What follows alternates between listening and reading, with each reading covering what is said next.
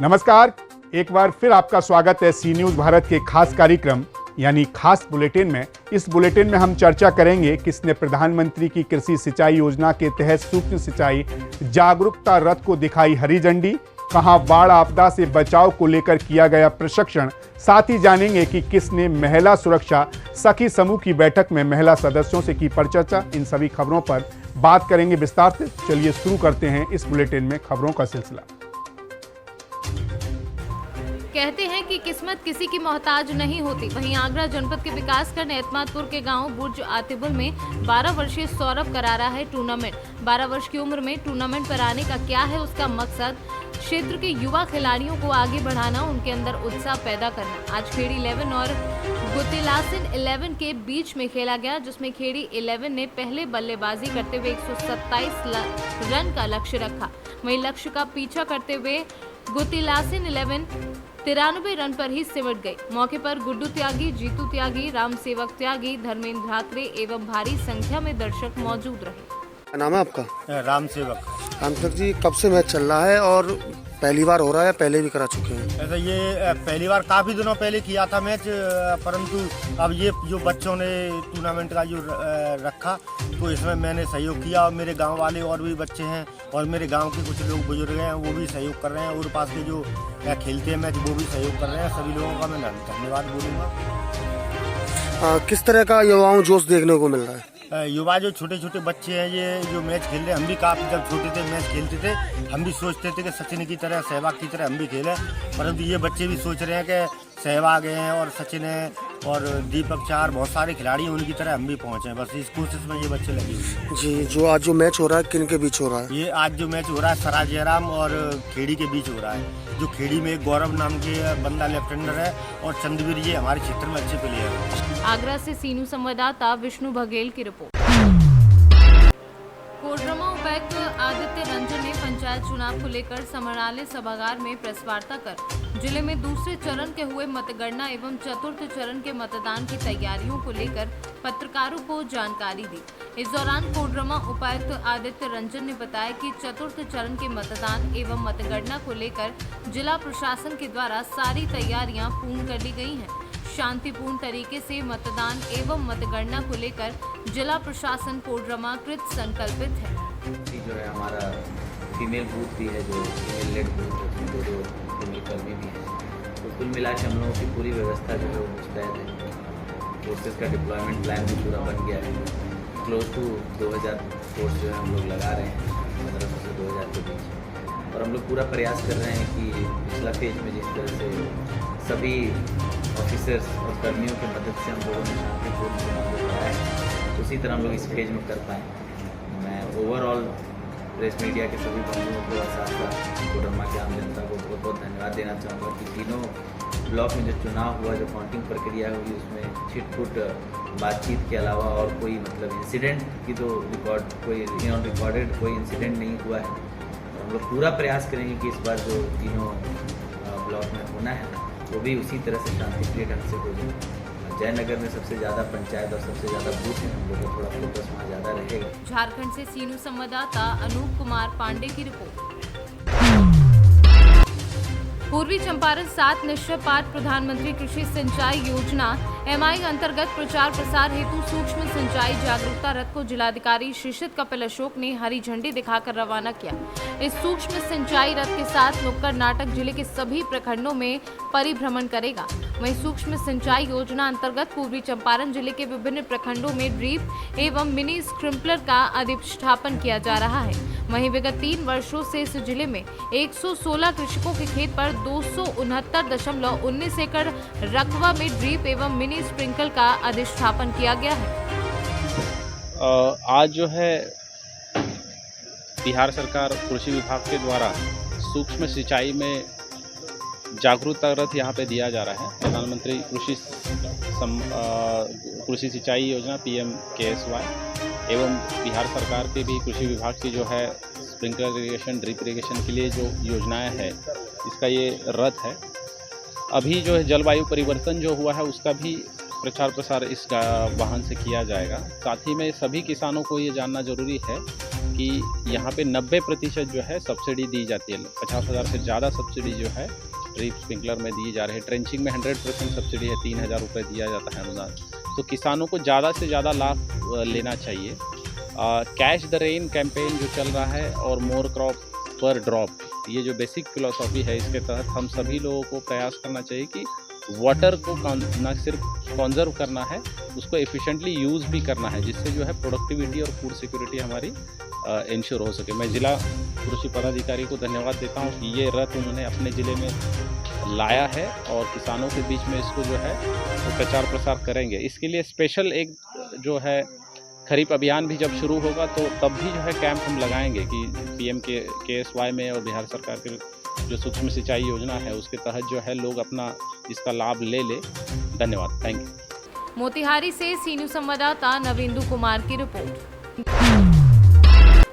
खबर मुजफ्फरपुर जिला से है, जहां संभावित बाढ़ 2022 तथा डूबने से बचाव एवं नाव दुर्घटना की रोकथाम हेतु 23 से 29 मई 2022 तक जारी जन जागरूकता सप्ताह के अंतर्गत बंदरा में STRF टीम के द्वारा स्थानीय गोताखोरों, नाविकों, युवा स्वयं सेवकों, जनप्रतिनिधियों तथा कर्मियों को बाढ़ पूर्व तैयारी, डूबने से बचाव, नाव दुर्घटना की रोकथाम, सर्पदंश से बचाव, राफ्ट बनाने की विधि, स्थानीय संसाधनों का बचाव, सामग्री निर्माण में उपयोग, डूबते को बचाना, खोज एवं बचाव की विधियां, प्राथमिक उपचार आदि के बारे में विस्तृत रूप से जानकारी दी गई। इस दौरान नाव मालिकों को नावों के रखरखाव, भार क्षमता का अंकन, सुरक्षात्मक पहलुओं तथा नावों पर अतिरिक्त रूप से गोताखोर रखने के बारे में जानकारी दी।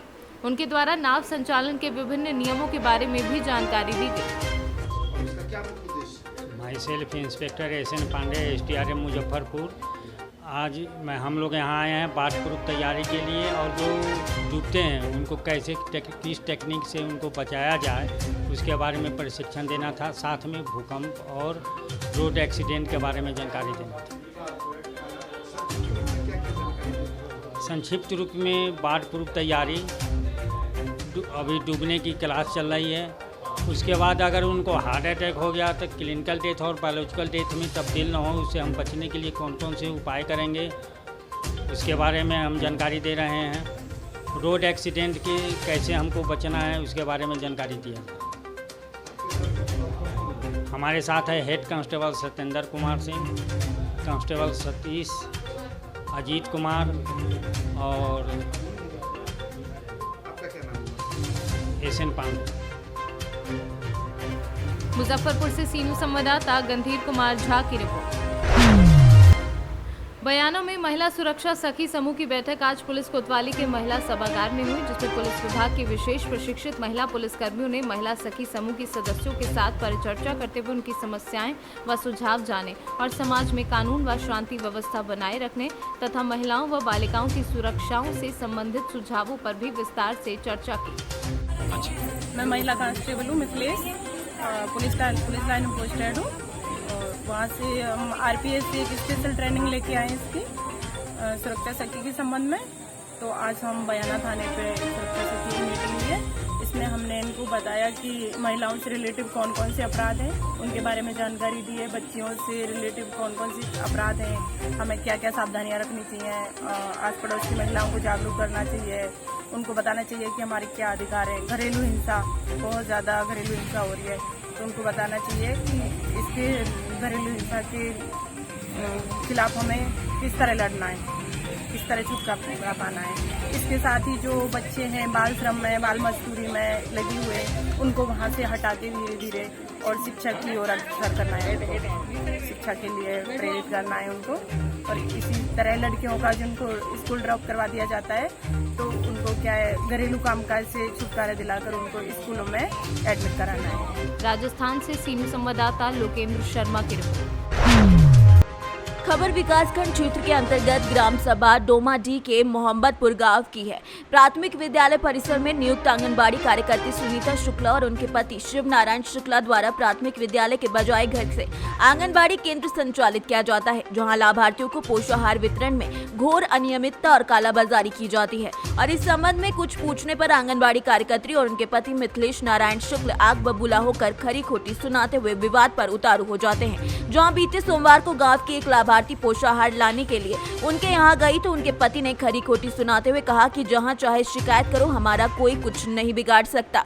जबकि आंगनबाड़ी कार्यकर्त्री को सुपरवाइजर नगीना देवी ने पूरे माह तक का पोषाहार वितरण करने के लिए कहा था, लेकिन जहां पर नियुक्त आंगनबाड़ी कार्यकर्त्री के कान में जू तक नहीं रेंग रही है, वो अपने उच्च अधिकारियों को भी बताती है कि उसने सारा काम अच्छे से किया है। एक बातचीत के दौरान ग्राम प्रधान डोमाडी श्री प्रकाश उर्फ नाथ तिवारी ने बताया कि आंगनबाड़ी कार्यकर्त्री सुनीता शुक्ला और उनके पति कई महीनों से उनकी शिकायत मिल रही है कि पुष्टाहार नहीं बांट रहे हैं। कहने पर अभद्रता और गाली गलौज पर भी उतारू हो जाते हैं। जहां ग्राम प्रधान सहित ग्रामीणों ने इसकी शिकायत उप जिलाधिकारी से कर दी है। इस संबंध में एसडीएम मुसाफिर खाना सविता यादव ने बताया कि प्रकरण की जांच करवा कर उचित कार्यवाही की जाएगी। किस ग्राम सभा के निवासी हैं? डोमाडी। क्या समस्या है? भैया राशन नहीं मिलता है, जो महीना में राशन कौन सा? जो पुष्टाहार, जो बाल विकास का पुष्टाहार होता है। हाँ, तो भैया हम राशन नहीं पाए थे, आए थे जाए थे तो भैया मारे दौड़त थी। कौन मारे दौड़त? वो मन से मारे दौड़त थी और वो भगावत। मतलब आंगनबाड़ी कार्यकर्त्री के प्रति हाँ। मामला है। और किस ग्राम सभा के आप प्रधान हैं? ग्राम सभा मोहब्बतपुर से प्रधान है।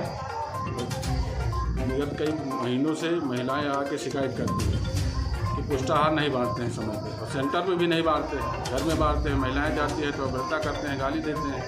महिलाएं डर बस वहाँ जाती नहीं है, शिकायत करती। मैंने जब उनसे बात किया तो मुझसे कहने लगे आप जहाँ मर्जी है डीएम के पास, एसडीएम के पास, जहाँ मर्जी शिकायत करो। तो मैंने ज्ञापन डीएम साहब और एसडीएम साहब दोनों लोगों को दिया है, शिकायत की है। वो कार्रवाई करना उच्च अधिकारियों का काम है। मुझसे भी बार बार धमकी देते हैं जब हम लोग पूछते हैं। शिकायत ये भी मिलती है कि जो है आंगनबाड़ी कार्यकर्त्री की जो अभी महिलाएं बता रही थी कि अभद्रता करते हैं, भगा देते हैं।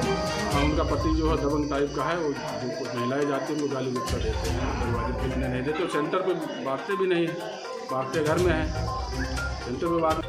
अमेठी से सी न्यूज संवाददाता अकील अहमद की रिपोर्ट। बिहार के जिला नियोजनालय औरंगाबाद में विभिन्न प्रखंडों की भर्ती के बाद कुटुंबा प्रखंड विशेष भर्ती अभियान सिक्योरिटी इंटेलिजेंस इंडिया लिमिटेड की तरफ से शिक्षित बेरोजगार लोगों को रोजगार देने की दिशा में लगातार उपयोगी कदम उठाया जा रहा है।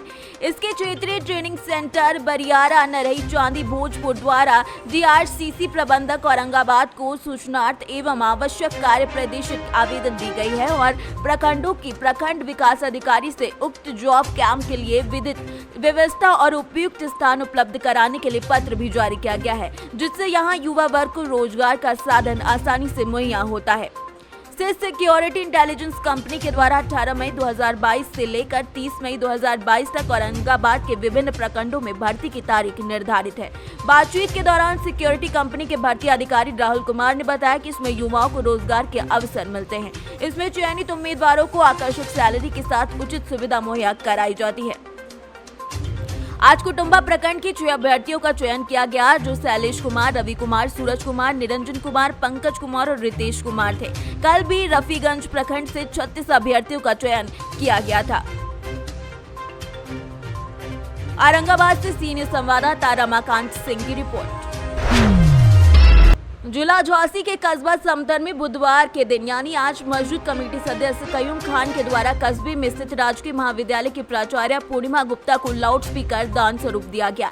वहीं कयूम खान ने कहा कि राजकीय महाविद्यालय में लाउड स्पीकर छात्रों के उपयोग में आएगा। इस दौरान महाविद्यालय के प्रवक्ता डॉक्टर अजीत सिंह, जाकिर खान और थाना अध्यक्ष समतर महाराज सिंह मौजूद रहे। क्या नाम है आपका? आज आपने यहाँ जो लाउड स्पीकर दान किया, इसका उद्देश्य क्या है? ये हमारे यहाँ जो कि शासन के निर्देश अनुसार जो लाउड स्पीकर मस्जिदों से करवाए गए थे, तो उसमें से एक लाउड स्पीकर हमने जो है राजकीय महाविद्यालय समतर में जो है दान दिया है, जिससे कि यहाँ बच्चों की पढ़ाई में या कोई कार्यक्रम। झांसी से सी न्यूज संवाददाता शुभम त्रिपाठी की रिपोर्ट। बिहार में इमरजेंसी नंबर डायल 112 की व्यवस्था प्रारंभ होने जा रही है। इसे लेकर बीएमपी के डीजी और नोडल ऑफिसर सूबे के सभी जिलों का दौरा कर रहे हैं। इसी क्रम में वो बुधवार यानी आज दोपहर कैमूर पहुंचे। यहां उन्होंने पुलिस लाइन में बने कंट्रोल रूम में व्यवस्था का निरीक्षण किया। इसके बाद बीएमपी ऑफिस का भी निरीक्षण किया। सर जो है वो नोडल ऑफिसर भी हैं जो डायल 112 की व्यवस्था प्रारंभ होने जा रही है पूरे बिहार में। तो इसका जो कंट्रोल रूम है वो पुलिस लाइन में बनाया गया है 112। तो उस कंट्रोल रूम को भी निरीक्षण करने आए थे। यहाँ पे जो कंप्यूटर सिस्टम वगैरह है वो कार्यरत हो गए कि नहीं हो गए, नेटवर्क प्रॉपर काम कर रहा है कि नहीं कर रहा है। तो एक वहाँ का भी निरीक्षण था। इसके अलावा हम लोगों की जो दिल्ली की जिला कंपनी यहाँ पर रहती है बीएमपी की, उसका ऑफिस भी यहाँ पुलिस केंद्र में चलता है। उसके ऑफिस का भी उनके द्वारा निरीक्षण किया गया। सर 112 डायल कंट्रोल रूम का आज उद्घाटन हुआ है? नहीं, उद्घाटन नहीं हुआ है। ये कंट्रोल रूम बन के तैयार है। कनेक्टिविटी टेक्नोलॉजी चल रहा है, तो कनेक्टिविटी में काम कर रही है। हम लोग उम्मीद कर रहे हैं कि 8 से 10 दिन में। कैमूर से सीनियर संवाददाता संदीप कुमार की रिपोर्ट। महाराजगंज जनपद के निचलौल पुलिस ने भारत नेपाल सीमा पर गश्त के दौरान नेपाल की तरफ से पैदल आ रहे एक युवक की तलाशी के दौरान उसके कब्जे से 1 किलोग्राम चरस बरामद किया है, जिसकी कीमत लगभग 30 लाख आंकी जा रही है। पकड़ा गया युवक नेपाल से चरस लेकर बिहार प्रांत जाने की फिराक में था। पुलिस ने आरोपी को गिरफ्तार कर इससे पूछताछ में जुट गई है। गया है और उसके पास से क्या बरामद हुआ सर, क्या कार्रवाई? ये निचलौल पुलिस द्वारा रूटीन चेकिंग के दौरान एक अभियुक्त विजय जायसवाल पुत्र नंदलाल, जो मूल रूप से बगहा बिहार का रहने वाला है, उसके पास से लगभग 1 किलोग्राम चरस, जिसकी अंतर्राष्ट्रीय बाजार में कीमत लगभग 30 लाख रुपए है, बरामद की गई। और इसके द्वारा ये चरस जो है ये अवैध तरीके से नेपाल से इसके द्वारा प्राप्त करके बिहार के अंदर प्रवेश करने का प्रयास किया जा रहा था। ये हमारे बॉर्डर से अंदर होते हुए फिर खड्डा होते हुए बिहार जाने की फिराक में था।